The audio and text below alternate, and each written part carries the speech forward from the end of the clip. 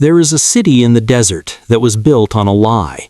Not a small lie, not the kind whispered between lovers or muttered across a courtroom, but a grand, glittering, neon-soaked lie that stretched from the casino floor all the way to the counting rooms hidden behind reinforced steel doors, where men with no official titles made decisions that shook governments. Las Vegas was never just a city, it was a machine, and for a generation, the Italian-American Mafia held the keys to that machine, fed it, oiled it, and drained it dry with a patience and precision that bordered on the artistic. Then one day, from the inside, it began to bleed. Not from the outside pressure of law enforcement, not from a rival gang's bullet, but from something far more corrosive than either of those things. It bled from betrayal. And once it started, it never stopped. To understand how the empire fell, you have to understand how it was built. Las Vegas, in its early flowering, was not the polished corporate resort it would eventually become. It was raw and desperate and beautiful in the way that dangerous things often are. The desert had swallowed harder dreams than this one.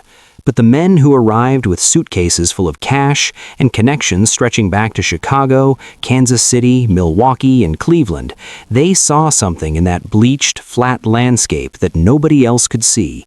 They saw a counting machine. They saw a system so elegant in its simplicity that it almost seemed legal. You built a casino. People came and gambled. The house always won. And before the official winnings were ever reported to anyone with a badge or a ledger, a portion, sometimes enormous, sometimes breathtaking in its audacity, was skimmed off the top and sent back east in paper bags, canvas satchels, and the false bottoms of ordinary luggage. The man at the center of the Las Vegas operation wasn't a traditional mob boss with a thick neck and a gun in his waistband. He was something stranger and more dangerous than that. He was a genius with numbers. Frank Lefty Rosenthal had a mind like a steel trap when it came to odds, lines, and the mathematics of gambling. He'd been running illegal bookmaking operations since he was barely old enough to shave, and by the time he arrived in the Nevada desert, his reputation preceded him the way thunder precedes a storm. He couldn't get a gaming license. His background made that legally impossible. So instead, he did something characteristically audacious. He ran the Stardust, the Fremont, the Marina, and the Hacienda hotels without one.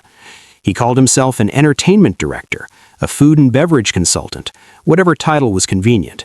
Everyone in the city knew what he actually was. The Stardust became the crown jewel of the operation. On its surface, it was a glittering palace of hospitality, showgirls, buffets, the kind of spectacle that made tourists feel like they had stumbled into a dream. But behind that spectacle was a system of breathtaking criminal efficiency. The count room, where the casino's daily take was tallied, was a sacred space. Cameras were positioned carefully to show regulators what they needed to see, while the real counting happened in moments the cameras missed. Chips were skimmed, cash vanished. Week after week, month after month, suitcases full of untaxed, unreported money made their way back to the bosses in the Midwest who had financed the whole enterprise. It is estimated that over the years, the skim from the Las Vegas casinos amounted to hundreds of millions of dollars, money that funding everything from political campaigns to murder contracts. Standing beside Rosenthal, and yet always somehow in his own shadow, was Anthony, Tony the Ant, Spilotro.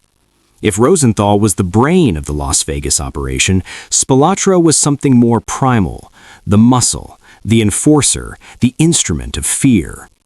A small man, wiry and compact, with eyes that carried a cold, assessing intelligence that made people instinctively take a step back, Spilotro had been sent to the desert by the Chicago outfit to serve as the street boss, to protect the operation, to ensure that nobody got any ideas about skimming from the skimmers.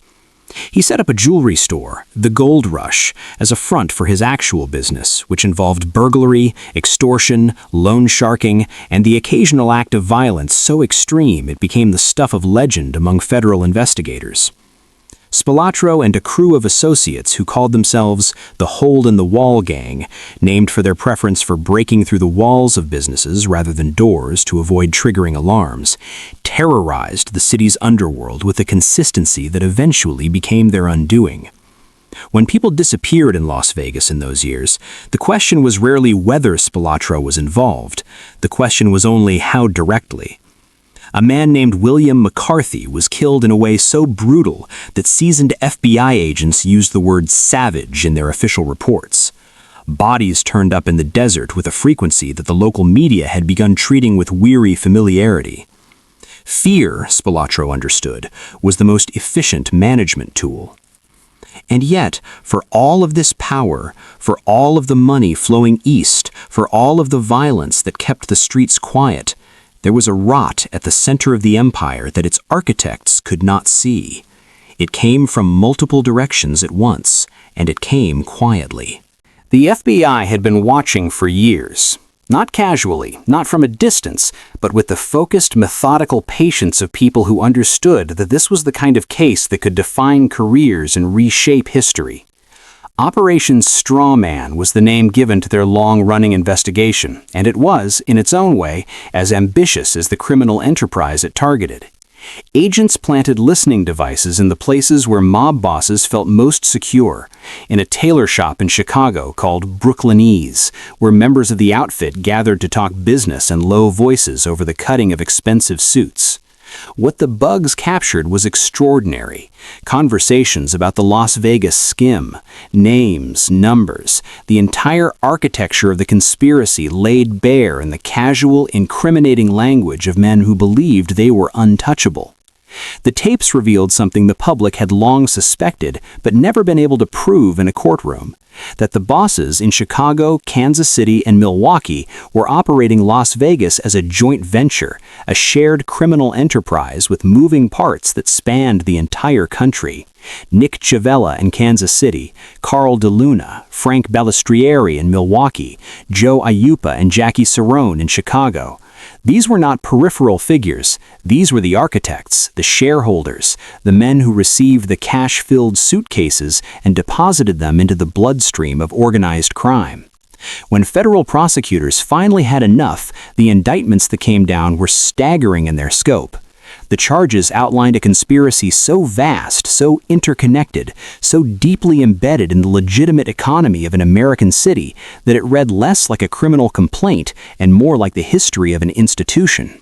But federal wiretaps and patient surveillance, as valuable as they were, only told part of the story.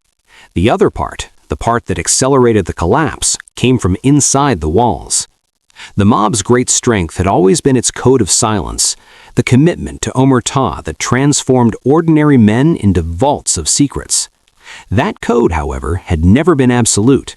It had always depended on something fragile, the belief among those who kept the silence that the organization would protect them in return. When that belief wavered, when men began to suspect that the bosses who demanded their loyalty were willing to sacrifice them for convenience, the silence cracked. Frank Rosenthal himself, though never a made member of the Mafia, had begun to feel the ground shifting beneath his feet long before the indictments came. His relationship with the Chicago bosses had soured. His marriage to Jerry McGee, a tumultuous, passionate, and ultimately tragic union that became famous in its own right, was disintegrating in ways that were becoming public and embarrassing. When his car exploded into parking lot, planted with a bomb that should have killed him but failed by the grace of a metal plate installed beneath the driver's seat, Rosenthal understood with absolute clarity that the people who wanted him dead were not strangers. He walked away from the wreckage with his life, and within a short time he walked away from Las Vegas entirely, understanding that the city was no longer safe for him. Tony Spilotro's end came in a fashion so darkly appropriate to the world he had inhabited that it seemed almost scripted. Summoned back to Chicago under the pretense of being promoted within the organization, elevated, they told him, to capo, a recognition of his years of service, Spilotro arrived with his brother Michael, who had also been involved in various criminal enterprises. The meeting was not what they had been promised. In a basement somewhere in the suburbs of Chicago, in a room that smelled of concrete and old wood, Tony Spilotro and his brother Michael were beaten to death by the hands of men they had trusted. The bodies were buried in an Indiana cornfield where they remained until a farmer's plow uncovered them days later.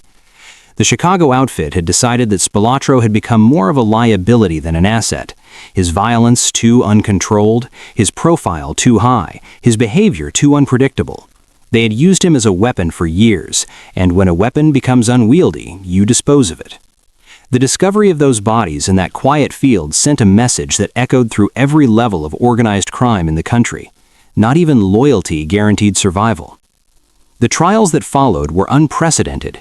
In Kansas City, Nick Savella's successors sat in federal courtrooms and heard the recordings of their own voices discussing the skim, discussing the casinos, discussing the structure of a conspiracy that had operated in plain sight for a generation. The convictions came steadily, methodically, like an avalanche that had been building for years and could no longer be stopped by anything. Joe Iuppa, the Chicago boss, Jackie Cerrone, Frank Balistrieri, Carl DeLuna. One by one, men who had wielded extraordinary power found themselves in courtrooms that stripped away all of the glamour and mystery, leaving only the stark, fluorescent-lit reality of federal charges and mandatory sentencing guidelines. The Nevada Gaming Control Board, for its part, had been watching too, albeit with the complicated awareness that the casinos they were supposed to regulate had become deeply entangled with the very criminal organizations they were supposed to keep out. Reform came, as it often does, not from moral awakening, but from crisis. The licensing procedures tightened. The counting rooms were redesigned. Surveillance technology that the old bosses could never have anticipated made the casual, confident skimming of earlier decades impossible. Corporate interests, clean-handed, publicly traded, answerable to shareholders and the Securities and Exchange Commission, began moving into the spaces the mob had vacated, attracted by the legitimacy that the crackdown had made newly possible.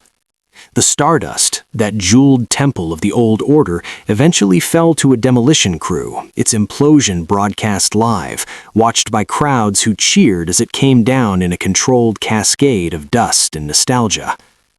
What endures, beyond the convictions and the corporate takeovers in the remodeled skyline, is something harder to quantify. It is the sense that power, no matter how absolute it appears, carries within itself the seeds of its own collapse. The men who built the Las Vegas skim believed they had created something perfect, a system so elegant, so self-sustaining, so deeply embedded in the flesh of an entire city that nothing could dislodge it. They were wrong. And they were wrong in the way that powerful people are often wrong, not through a single catastrophic error, but through the slow accumulation of smaller ones. The violence that Spilotro brought became unmanageable. The greed that drove the skim became too visible. The trust that the organization demanded of its members became impossible to sustain when those members began to understand that the organization's loyalty to them was conditional. Even the city itself is complicit in a kind of forgetting. Walk the Strip today, and you will find no monuments to the men who built it in its lawless incarnation. The casinos that replaced the old ones are enormous and sterile and relentlessly cheerful, designed by corporate committees to appeal to the broadest possible demographic. The danger has been engineered out of them. The shadows are gone. And yet in certain corners of the city, in the older neighborhoods, in the cocktail lounges that have survived unchanged for decades, in the faces of people old enough to remember what the place used to feel like, there is an awareness that the glittering normality of the present was purchased at a very specific price, paid in courtrooms and cornfields and the ruins of a code of silence that turned out, in the end, not to be as permanent as anyone had believed.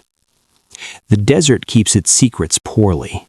Beneath the sand, beneath the neon, beneath the mathematics of odds and the architecture of illusion, the truth has a way of working itself back to the surface.